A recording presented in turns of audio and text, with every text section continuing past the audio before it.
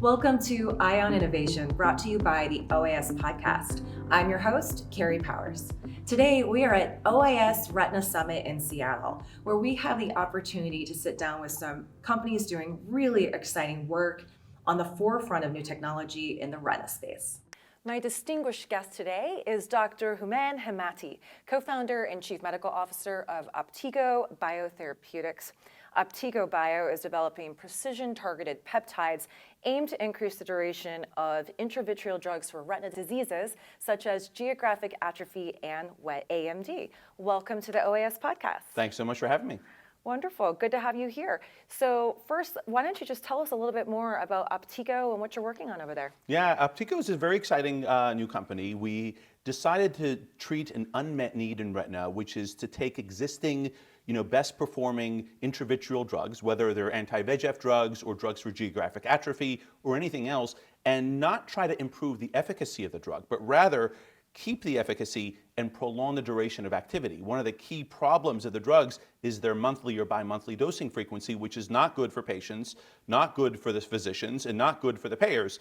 And so we wanted to address a problem that can really help everybody by creating something that leverages the efficacy of the existing best-in-class drugs, but with a reduced injection frequency into the vitreous by basically leveraging the vitreous gel as a sustained release polymer instead of doing what others have done over the years, which is to inject a polymer into an eye that's already filled with tons of other polymers. Very interesting. So here at OAS Retina Summit, what are the big updates that you have to share for our listeners? Yeah, it's exciting for us. We've spent the last few years now since our inception working on developing multiple different binders to the vitreous, short peptides that don't reduce the efficacy of existing drugs, but which covalently modify kind of the non-business or non-binding end of them, such as Eylea or aflibercept. And we've generated multiple different binders to different components of the vitreous, attached them to aflibercept, and then tested them in vivo models to see how much can we prolong the duration of activity of existing drugs. And so for aflibercept, for example, with just one binder to a component of the vitreous, we were able to see several-fold more drug after a month compared to Eylea. And that's exciting because it means that we really are prolonging its residence time in the vitreous, and hopefully we can therefore translate that into prolonged duration of efficacy as well.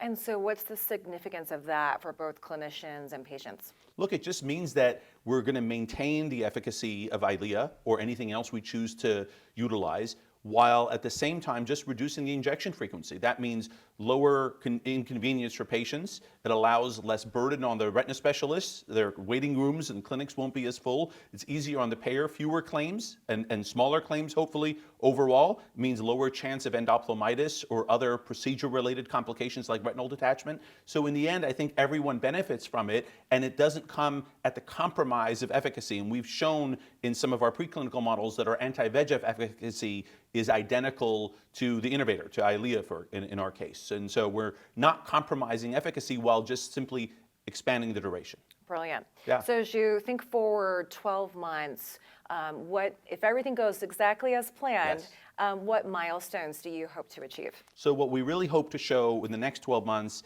is to provide proof of concept for not just one of our binders, but multiple binders, elevate using preclinical testing at least one or two into later stage preclinical testing, do more CMC development, and be ready for a pre-IND so that we can hit the clinic. Fantastic. Sounds very, very promising. Thank you. Well, we wish you all the best of success here at OIS, and we'll be listening and watching to see what plays out. So, I appreciate it. Thanks for having us. Yeah, thank you for joining us on the OIS podcast. I'm your host, Carrie Powers.